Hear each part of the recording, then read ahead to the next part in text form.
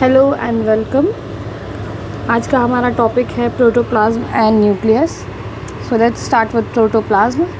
Protoplasm viscous और colourless liquid होता है सेल के अंदर, जैसे यहाँ दिया है, और complex fluid part of cell, ये एक फ्लूइड पार्ट होता है और ये एक लिविंग पार्ट होता है।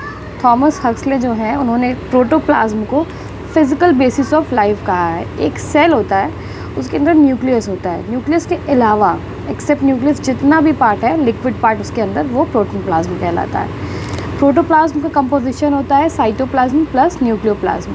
ये दोनों भी फ्लूइड होता है। साइटोप्लाज्म जो होता है वो प्लाज्मा मेम्ब्रेन के अंदर होता है और जो न्यूक्लियोप्लाज्म होता है वो न्यूक्लियस के अंदर होता है।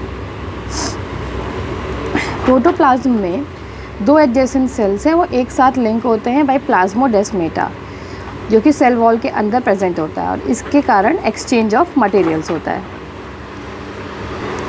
Our next topic is nucleus. Nucleus को हम ब्रेन ऑफ सेल कहते हैं। इसको ब्रेन ऑफ सेल क्यों कहते हैं? क्योंकि ये सारी ही मेटाबॉलिक एक्टिविटीज़ जितनी होती हैं एक सेल के अंदर, उनको कंट्रोल करता है। ये डबल मेम्ब्रेन होता है, बहुत ही डेंस बॉडी होती है जिसके अंदर सेल का सारा जेनेटिक इन्फॉर्मेशन होता है।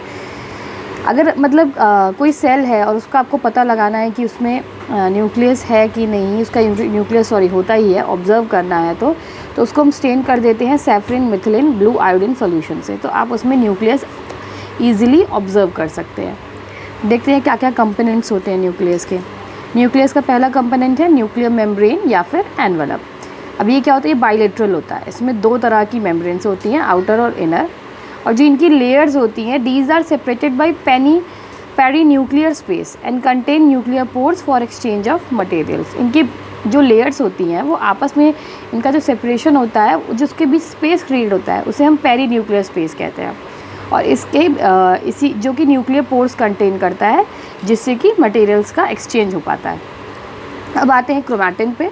क्रोमैटिन जो है वो फाइन फाइबर्स होते हैं, बहुत ही फाइन और थिन फाइबर्स होते हैं, जो डीएनए, हिस्टोन प्रोटीन्स और ट्रांसक्राइबिंग आरएनए कंटेन करते हैं। और जो हमारा सेल डिवीजन होता है, जब हमारा न्यूक्लियस के अंदर सेल डिवीजन होता है, तो ये जो क्रोमैटिन फाइबर्स होती है कंडेंस हो जाते हैं और कंडेंस होकर बहुत ही थिक, एकदम अलग सा थिक स्पेशलाइज स्ट्रक्चर बनाते हैं, हम क्रोमोसोम्स कहते हैं।